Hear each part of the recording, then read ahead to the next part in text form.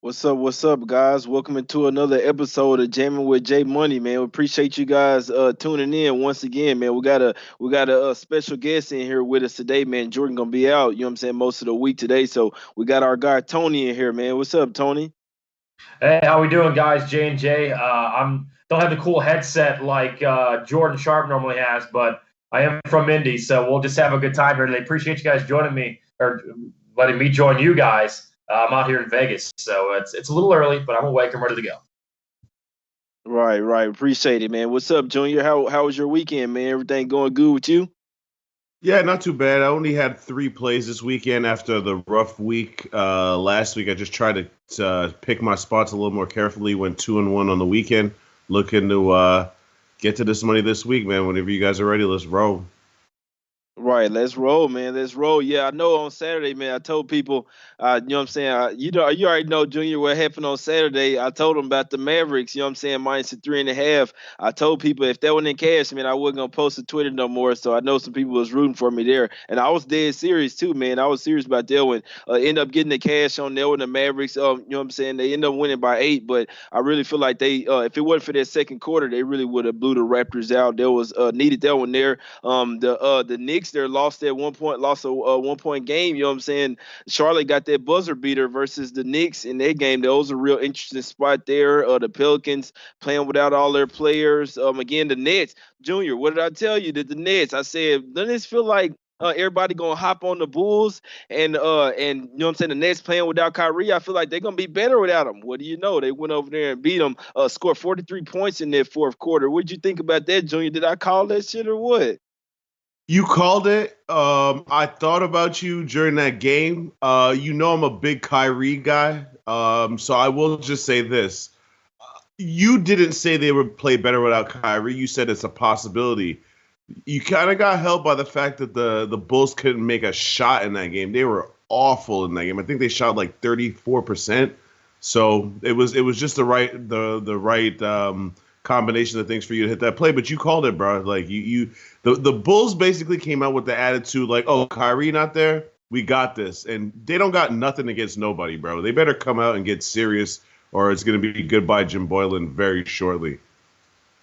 Right, yeah, and then yesterday, Sundays, I usually stay away, man. I like to, you know what I'm saying, just chill with the family and stuff on Sundays. You look at the Celtics. I know a lot of people was on the Celtics yesterday. I know the line move, you know, was pretty crazy there, and they ended up losing by one game, their first loss in 10 games. Any thoughts on yes, sir? Any weekend games this weekend, Tony?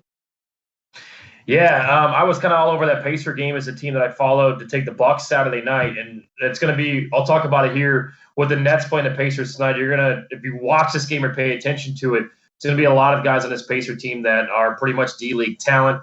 Last night, I took the Nuggets live in Memphis, minus 2.5, and as I got to the airport, I looked down and I said, "Oh shit, it's already a 15, 20 point game. I can sit pretty on this one." So I doubled that up by going Lakers in the over last night against the Hawks, and they cover that 14 points. I love taking Western Conference teams against Eastern Conference opponents. I'm going to do it again tonight with the Suns and the Celtics getting it on down in Phoenix. But yeah, after the Clippers put up 150 on the Hawks Saturday night and then a back-to-back on Sunday last night, Hawks and Lakers hit the Lakers pretty nicely last night, minus 14, and the over, I believe, was 214. Ended up being 124, 102, somewhere in that area. So had a nice little hit last night on both the Nuggets as well as the Lakers. West Coast hoops are my favorites. So I'm going to do it again tonight when we talk about this Phoenix Boston game. Exactly, and that Lakers game was pretty crazy. We know Kobe was there at that game yesterday. LeBron, you know what I'm saying, kind of crossed up there by Turner. You know what I'm saying, he slipped, but hey, he still crossed him up.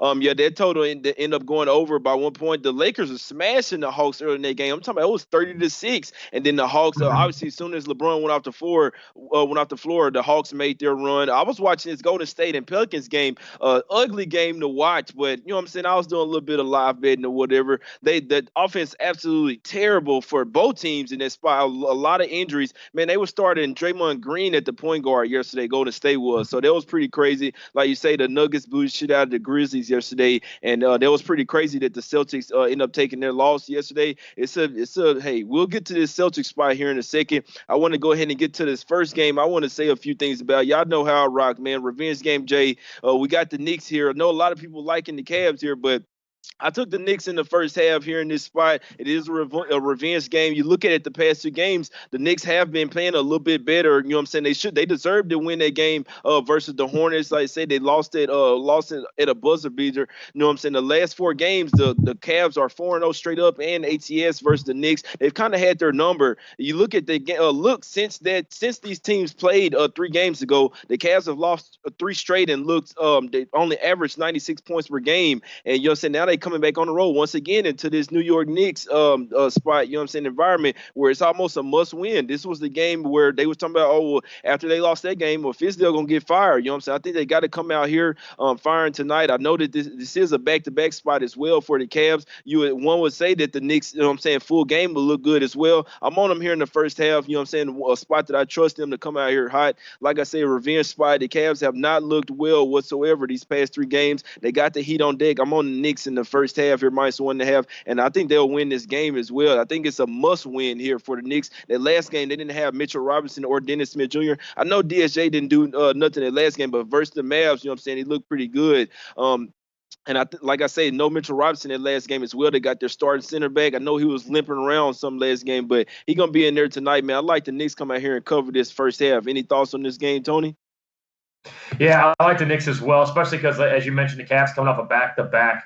I don't know who's going to stop Julius Randle tonight. He's been very up and down this year, but he's had some great games. He's kind of been the shining spot there for the Knicks. RJ Barrett, he had, 23, 24 points the other night in that close loss on Saturday. I do like the Knicks in this one. I watched them on last Thursday night when they were on TNT. The crowd was really into it. Which at Madison Square Garden, that's half the battle, it seems like. So I really like the Knicks in this one, -3. I like that first half as well. I think the Cavs on a back-to-back are going to wear down towards the end. Who's going to score for them? I don't trust Osmond with the basketball in his hand. Kevin Love's probably going to get his, but I think, and this might be the only time I ever say this year, the Knicks have the upper hand on another team here tonight. At home, I do like the Knicks -3. I wouldn't go too crazy on it, but for a small play, I don't mind the Knicks -3 as well. Exactly, Tony. And Kevin Love is, you know what I'm saying, a little injured here as well. He's going to play, but he got a little sprain, you know what I'm saying, a little knee injury over there. He did say he's going to play, but he's a little banged up out there. Obviously, one of their better players. I don't like this Cavs spot, man. A lot of people, you know what I'm saying, talk about the revenge game. Hey, it's an angle not to be messed with. Obviously, it's not going to hit every single time, but it hits at a very high rate. And I'm on it once again tonight. Any thoughts on this game, Junior? Not really. To stay away from me. I'll be quick about it. If I did take something, I might touch the under. The Cavaliers can't score right now. They haven't scored 100 points in the last, I think, 3 or 4 games.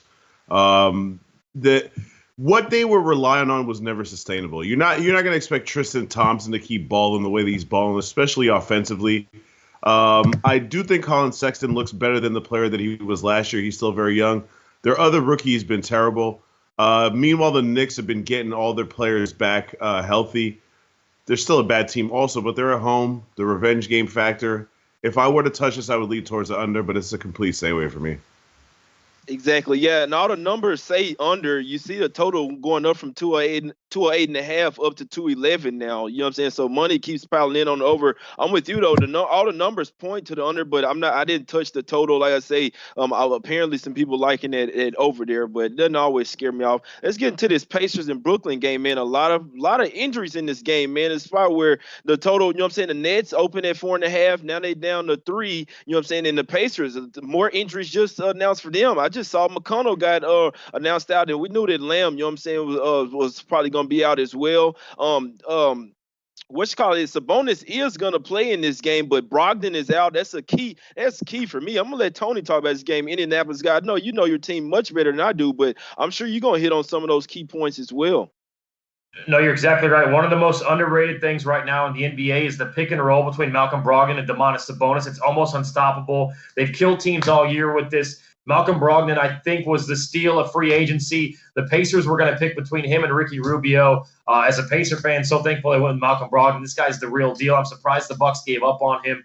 When he drives and penetrates, it's night and day from what we saw last year with Darren Collison with the Pacers. But yeah, there's so many injuries. Miles Turner just came back. He's a rim protector. He should eat lunch tonight on Allen, because Allen can't guard him. But if Kyrie does play, and Spencer and Dinwiddie has gone off against the Pacers in the past, I do like the Nets -3 in this one, but I do also like the under.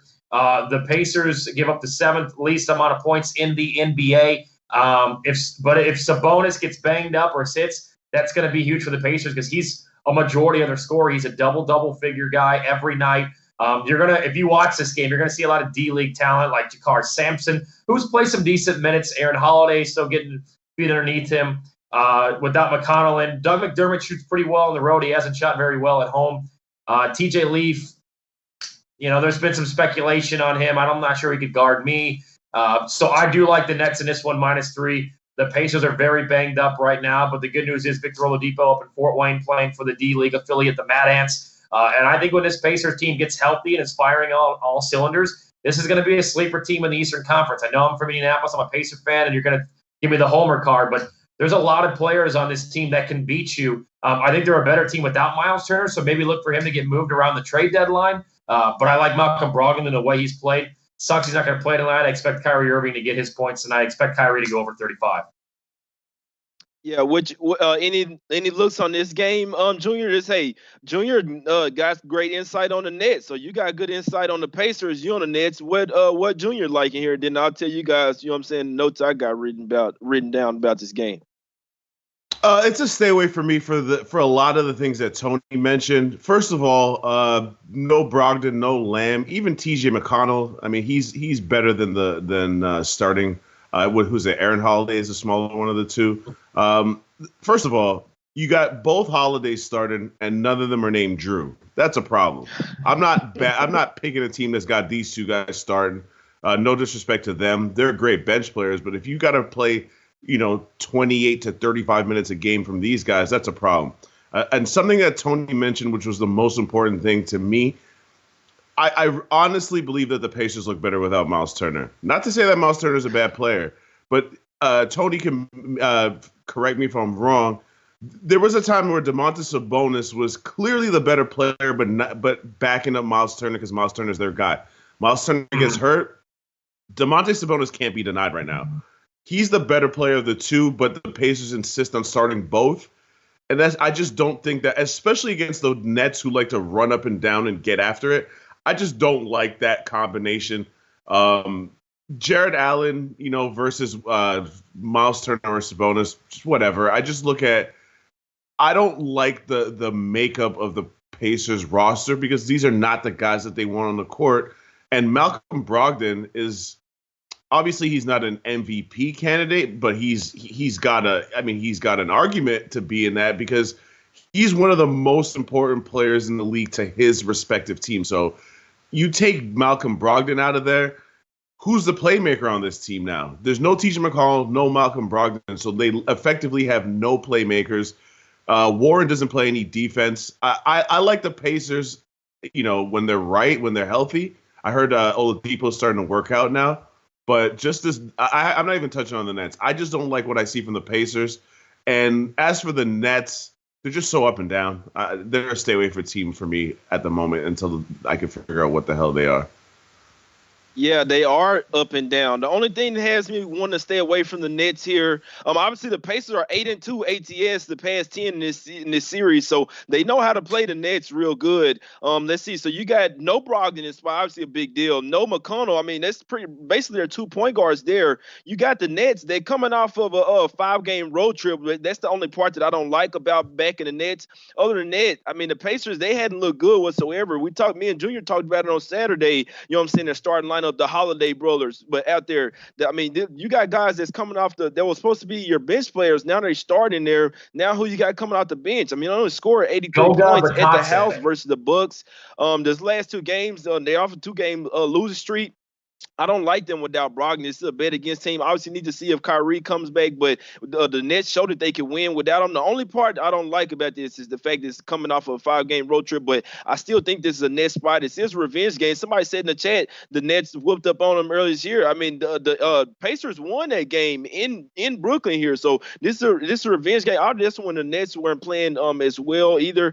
Indie guy going against his team taking Nets. I'm gonna have to ride with you on this, especially with it being a revenge game. You definitely got to ride with that as well. And the under, man, I'm gonna be honest with you guys. I did a little small play on the under here when it was at 219 when I saw McConnell get announced out. You got the Pacers are the third slowest team pace wise in the past 5 games, and both teams are 7th and 8th worst offensive efficiency the past 5 games. So the Nets are a run and gun team, and I hate betting unders with them, but I don't see where the points come from. And like Junior says, where the production comes from for the Pacers. Definitely have to look towards the Pacers team total as well. I think all of these correlate. Pacers team total, full game under the total. Take the Nets in this spot. I'm gonna have to ride with you guys on that one in the Nets here. Any follow up on that, Tony?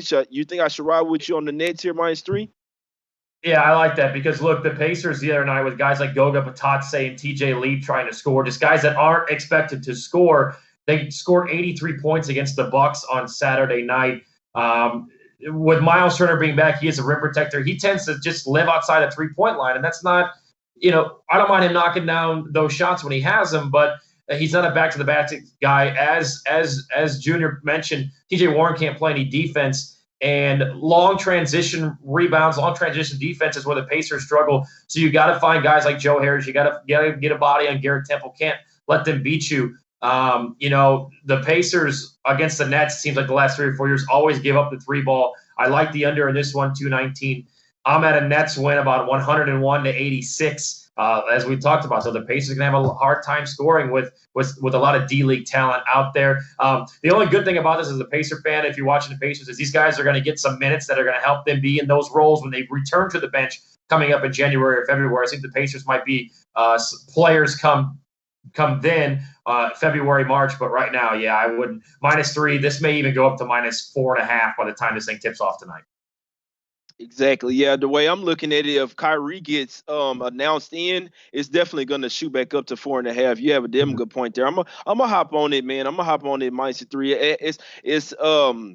It's Nets or nothing for me. I can't take the Pacers in this spot. Like I said, without Brogdon, I will not bet on the Pacers. No way in hell. And I don't see them touching 100 points in this game, even though the Nets don't really play a whole lot of defense. Without Kyrie, they're actually, I'm saying, I think a little bit of better defensive team. Let's get into this next game, man. This Rockets and Portland spot here. You got the Rockets, man. You look at it, go look at it. They won 7 straight games. You know what I'm saying? Sneaky. Nobody really talking about them because of the start that they had. They're 6-1 ATS, and if it wasn't for a last second shot from Drew Holiday, they would have been 7-0 ATS all those 7 games. The Rockets absolutely rolling right now, man. They're number 1 in defensive efficiency the past 5. That's something that's interesting to see, and the surprise to me when I look deeper in this game. They've been playing some defense lately. 4th in points allowed the past 5 games. Like I say, 7 straight. The Blazers are still bad, man. I know they got their win over the Spurs there, but I still think they're a bad team. The Spurs are playing absolutely terrible right now. I can't give the Blazers credit for that. Before that, they lost to the Raptors and the Kings, which, I mean, 2 teams that's not playing bad, but the Blazers, like my guy Junior, I know he finna say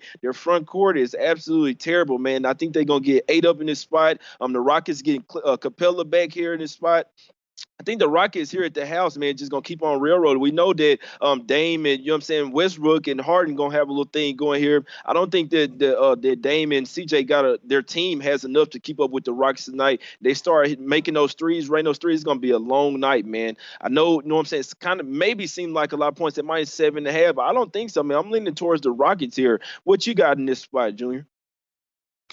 That's my first play on Houston this season. I've been saying until I see them play some defense, I'm not going to be invested in Houston. They're playing defense, bro. So I'm ready to jump on. I got them in the first half -3. I got them in the game -6.5. I really feel like, well, first of all, shout out to the guy Isaiah Hartenstein, bro. He's come in there and taken Tyson Chandler's minutes. I think he had 16 rebounds the last game. He's playing really great defense. So now all of a sudden the Rockets, because Hartenstein hadn't played in any of the games where Capella was in. He only got inserted into the lineup once Capella got hurt, and all of a sudden now you got two big men that rebound and defend on that team. Harden's making his shots now. And I don't need to get into what I think about Portland. Jay already mentioned I cannot stand this team, so I'll fade them any chance I get. I love Houston in this spot, especially the way they're playing defense and the struggles that Portland has to consistently score outside of their top two players. I'm all over the Rockets in this spot for sure. Exactly. And Rockets looking like the team last year, man. Hey, they started playing some defense, went on a long run there. You know what I'm saying? Hey, I can see it. Any thoughts on this game, Tony? Yeah, absolutely. I like the Rockets as well. They can score in bunches. 7 points seems a little bit too low. I don't know who the Portland Trailblazers are. I thought coming in they had a chance to kind of contend for a top 4 seed in the West. Whiteside's kind of struggled in finding his role. The bench just isn't there with Anthony Simons, Mario Hezonja, Kent Bazemore, Rodney Hood. You trust these guys to score? The Blazers are 0-3-2 against the spread in their last 5 games versus a team with a winning percentage above 600. They're 2-5-1 in their last 8 games overall against the spread. They're 2-5 against the spread in their last 7 after allowing 100 points. Rockets are 5-0 in their last 5 after allowing 100 the previous game. They're 6-1 against the spread overall in their last 7. I can keep going, guys, but I think my point is made. Our point is made. The Rockets in this one. I just don't know the identity of this Portland Blazers team. I'm kind of baffled by their bench. Kent Bazemore, they thought maybe they'd get something in return, production off the bench. They really haven't. Hezonja can knock down shots, but he's very inconsistent. To wrap it up, definitely take the Rockets here because 7 points, I mean, that's 3 possessions, maybe 4. I mean, the way that they shoot the 3, 10 points like that is nothing. I can see the Rockets taking this thing early and often tonight. Exactly. And when a team is rocking and rolling like that, man, 7 straight games is it's hard to step in front of. You know what I'm saying? Like, say if you like the Kings yesterday, I shout out to everybody that had the Kings yesterday because it's tough to step in front of a team when they've been winning. You know what I'm saying? Especially when it gets up to 10 straight games, it's tough to step in front of them. But I mean, you kind of see the spots where they might mess around and lose. But this isn't a spot for the Rockets. You know what I'm saying? I don't see them losing this game, and if they're not gonna lose, I don't see this one being close. To be honest with you, man, I don't think the Blazers have what it takes. Let me see. Wiggins just got ruled out. So it's a shitload of injuries today, man. We could touch on this Bucks and Bulls spot, man. You know what I'm saying? Another spot where we just saw a nice little injury. Luke Cornett is ruled out for the Bulls. You know what I'm saying? Their center pretty much coming off the bench there. I don't think a team like the Bulls can afford somebody like that. You know what I'm saying? Being out, but I was on the under this spot the other time that they just faced, man. They had 131 points in the first half. The second half only went to 108. They slowed down the pace. Like my guy Junior said, the Bulls aren't making shots right now. Man, I want to hop on the under again, but because look, all the numbers say take the under. I mean, as far as like defensive efficiency, the way they've been playing the past 5 games, it said the numbers pointed to it last time, but I didn't end up cashing, and in theory, the second time that they face, you know what I'm saying, the defense should get better. They know each other better these times, you know what I'm saying? The second time around, I stayed away from the under, man. That's the only way that I could play the game. Something tells me that it hits this time since it didn't hit last time, but man, they just got off. They started hitting all them damn shots last time. Kobe White got hot as well. Any thoughts on this game, Tony, the Bucks versus Bulls? Yeah, I'm with you as well. I know the Bucks are the top scoring team in the league, averaging 118, but that 230, it's a big number. I like the under. You're winning that bet the entire night. Make them beat you. I don't think the Bucks get to 120, and I certainly don't think the Bulls get to 110. So I definitely like the under in this one as well. The Bucks are 1-4 against the spread in their last 5 when their opponent scores 100 or more in the previous game. So that really doesn't matter. But I think it's going to be a low-scoring game tonight. I certainly, if I was going to play this one, I'm going to stay away. But if I was certainly going to play this one, I would definitely go ahead and take the under of 230. It just seems to be too much points for these two teams that obviously just met last week and kind of know the adjustments and the matchups that they're going to end up facing tonight. And you know what? I mean, if Brook Lopez wants to jack up 10 threes for me tonight and miss 8 of them, then the under will certainly hit. Exactly, and you saw the Bucks hold the Pacers to 83 points. They only scored 102 versus them. So, man, I was on that under the other day, and that shit really pissed me off, and it had me high because all the numbers pointed to it, and it didn't fucking matter. Some tell me I gotta hop on it here again and go and get my money back. I might have to take because all the numbers point to it once again. And then this time the Bucks are on the road. I don't think they're gonna score that many points. The Bulls in theory play a little bit better defense at the house. Hopefully they don't push the pace. Any thoughts on this game, Junior? Yeah, I'm with you guys. I don't have an official play, but I would take the under. The Bulls hit 18 threes in that last game. That's not going to happen again. I don't even want to be long-winded. I hate the Bulls, so I try to stay away from any game they're involved in. That being said, if I was to touch this game, it would be the under or nothing for me because I just feel like these teams just know each other so well. The Bulls obviously know that in order for them to win the game, they got to slow the pace down. Now, the game in Milwaukee was played at a ridiculous pace. That it was like 112 possessions in that game for both teams. That was crazy. There's no way that the Bulls are going to come out at home and try to run up and down the court the way they did with the Bucks. Had the Bulls not made those 18 threes, I mean, they still lost by 9 points, and they made 18 threes. And the Bucks only made 6. The Bucks were 6 for 33 in that game, which is why I watched that game. I had the first half in that game. I ended up losing it because the Bucks came out and shot like 4 for 18 in the first half, and then made only like 2 threes in the second half, and still won by 9 points. So I would touch the under if I had anything in this game. Yeah, my man Ski here say that Levine might be out, man. I'm gonna have to look into this because I'm sitting here wondering why the hell the damn spread moving up 2 points on the Bucks. I hadn't seen anything on Levine being out, but shit, if he is, I gotta smash that under again. I don't give a damn. I know these unders been killing me lately, but I mean they still be hitting from They still be hitting. It's all about the spots though, and I still say that's one that the unders that the numbers point way to it. It's for these late games. I know we're gonna get to this Boston and Suns.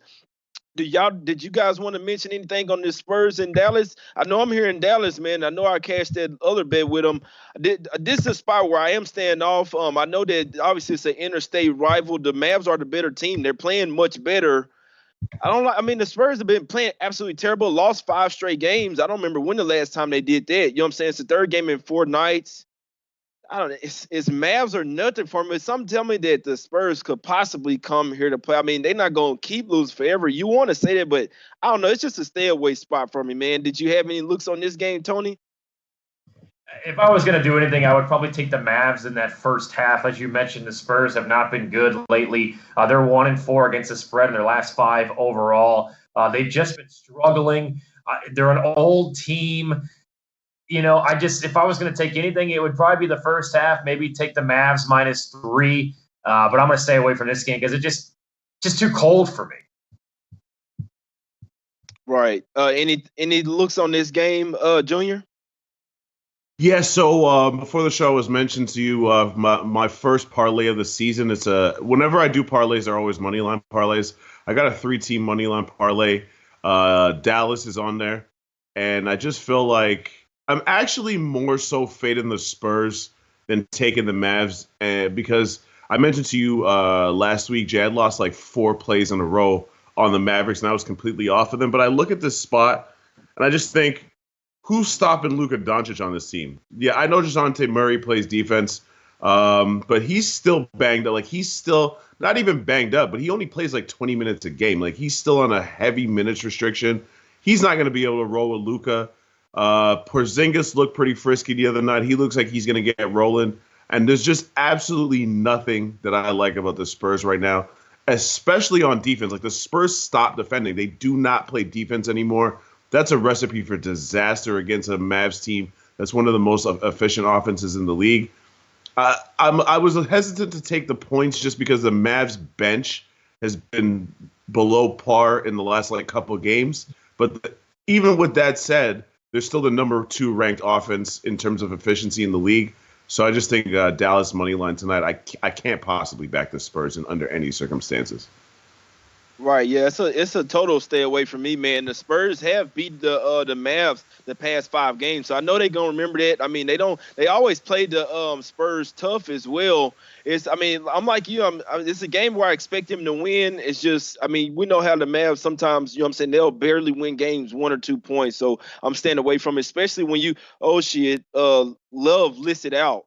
Kevin Love listed out, my guys. guys liking the Cavs over there. You list it out.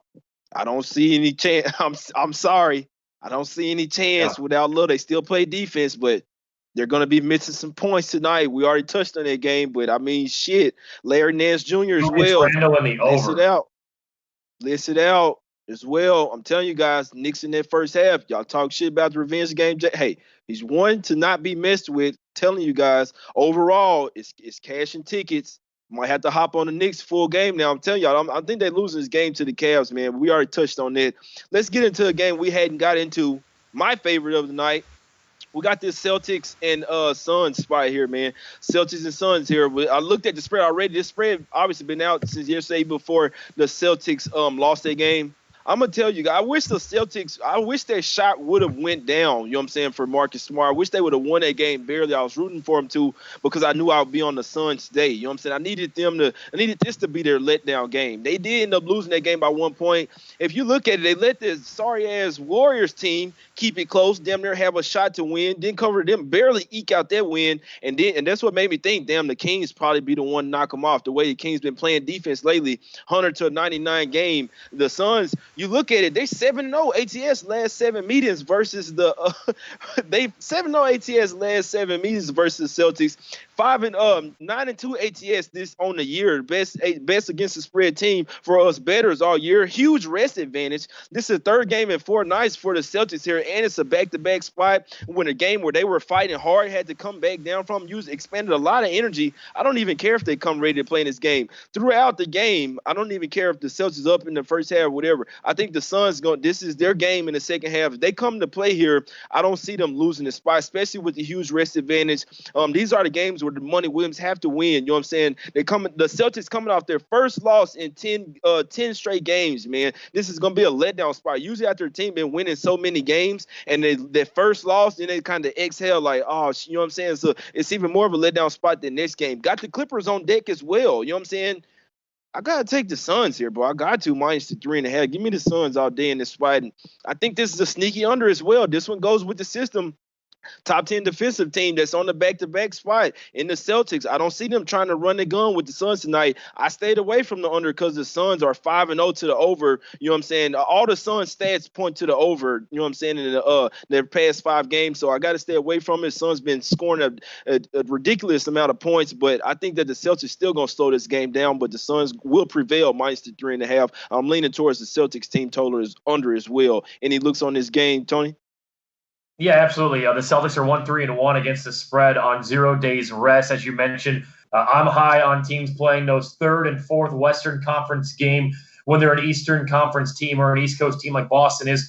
They're 1-4-1 in their last 6 following a loss against the spread. They're 1-5 against the spread in their last 6 against teams with a winning record. The Suns have been sneaky good this year, as you mentioned. They can score points. The over normally hits there. And again, the Celtics 0-4 against the Western Conference over their last 4 against the spread. The Suns are hot right now, as you mentioned, 9-2 in their last 11 overall. I like the Suns in this one. I'll take the points. What you liking, Junior?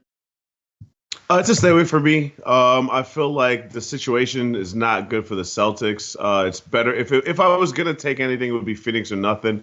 The reason I hesitate to take Phoenix is 2 reasons. Number one, their defense is not performing the way it did to start off the season. The last 4 games, they've let in 112, 123, 112, and 124. The Celtics offense at the same time, the last 2 or 3 games after they were like on fire, has kind of come back down to earth. So I'm not really sure where both of these teams are at. The thing that keeps me from backing the Suns right now, I know the Suns look good. I hate their bench, and I just don't know how long they're going to be able to sustain this run with such a mediocre roster coming off the bench. On top of that, Aaron Baines is like playing like 35 minutes a game. If you look at his career, he's like a career under 20 minutes a game guy. How long is Aaron? Now, he only has to do this for 25 games, right, until Ayton comes back. So it's possible that he could sustain this. I guess what I'm trying to say is I don't all the way believe in the Suns. I need to see more. If the Suns pull this off against the Celtics, I'll definitely believe that they're the real deal. I just kind of want to sit back and watch this game and see what's up. Yeah, and the only thing, I mean, you're right, Junior. Bane's out there playing for his bag right now, bro. They out there saying that after this year, he could potentially be a $10 million a year type of guy. He never seen that type of money. He playing for that bag right now. Hey, tonight, you know what? Hey, you want to cheat? Bye. Hey, I need to. I want to start anyway. You know what I'm saying? Playing my old team tonight. I'm finna ball out against some boys. You should have kept me over there. Y'all thin on them bigs now. You should have kept me over there. I'm finna ball out on y'all ass tonight. I'm finna hit some threes. We got Oubre out there balling. Monty Williams has his team revamped, man. We got Rubio out there. You know what I'm saying? Javon Carter coming off the bench. Devin Booker.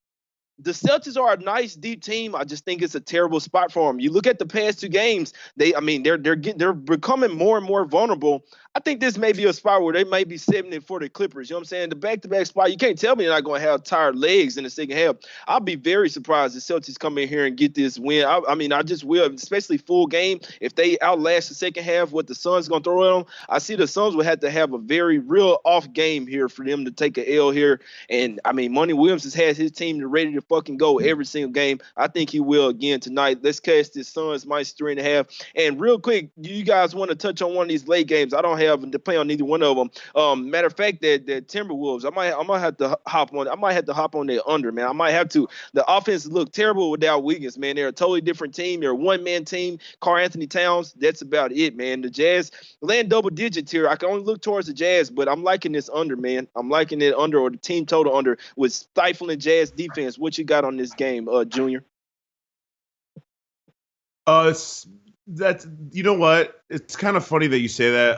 The Jazz right now, like in this spot, I love them, but how can we be laying 9.5 double digit or even double digits because it's at 10 in some places with the Utah Jazz? I just feel like Minnesota has enough offense to mess up that spread late on. Even if they're getting smacked around, they're still going to keep jacking up shots. They're still going to keep running. They're still going to keep trying to score. It's just way too many points for me. Even that under, I know Utah obviously at home, though they defend everywhere, but at home especially, total seems kind of low though. 218. I mean, Minnesota doesn't play great defense as far as I'm concerned, so I actually kind of lead towards the over 218 in this spot. What's your look on this game, Tony? We got to get out of here too in a few minutes. Yep, I like the Timberwolves plus 10. 10's a lot of points. T-Wolves 4-2 on the road against the spread. I like the Jazz money line. I think they do win. I don't think they cover that 10. They're 6-0 a money line at home this year, but they're only 3-3 against the spread. So I take the Timberwolves plus the 10, but I like the Jazz to win the game. Right, yeah. I'm staying away from them. I'm not laying these points with the Jazz. They are good off of coming off a loss. They lost their game versus the Grizzlies. They are good at the house. I can't touch the Timberwolves without Wiggins, man. They should have won that game versus Houston, man. And they, you know what I'm saying, all the players Houston had out in that spot. We got OKC, you know what I'm saying, Chris Paul coming back to LA Clippers, you know what I'm saying? Paul George facing his old team. That'll be an interesting as well. That's another spot where I'm not ready to lay it at 9.5, 10 with the Clippers.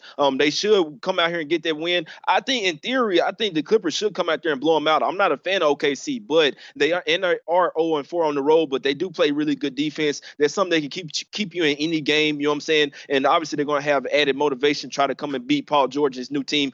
Most likely the first time that Kawhi and Leonard and Paul George going to be on the floor at the same time. We'll see how it works out, man. It's definitely going to be a game that I have to watch. Could be a sneaky defensive intensity game, man. The Clippers hadn't really been playing defensive games, but OKC going to bring it tonight. I can't say that. So I'm hesitant to lay that double digits there. Y'all heard me, man. I'm on the Suns, minus 3.5. I'm finna tweet it out. That's my favorite play of the day, man. I'm liking the Knicks as well. I already took the first half. Might have to hop on that full game. Guru Sports Bets, hey, you want to hit me up on Twitter? If you want to take the cash straight up and you want to bet me head up, let's do it, bro. Hit me up. I'm pretty sure you follow me on Twitter, and I'm liking Houston tonight as well with my guy Junior Browne, and I'm taking the Nets as well. Revenge Game J. They're gonna know it. They're gonna know the name after today, man.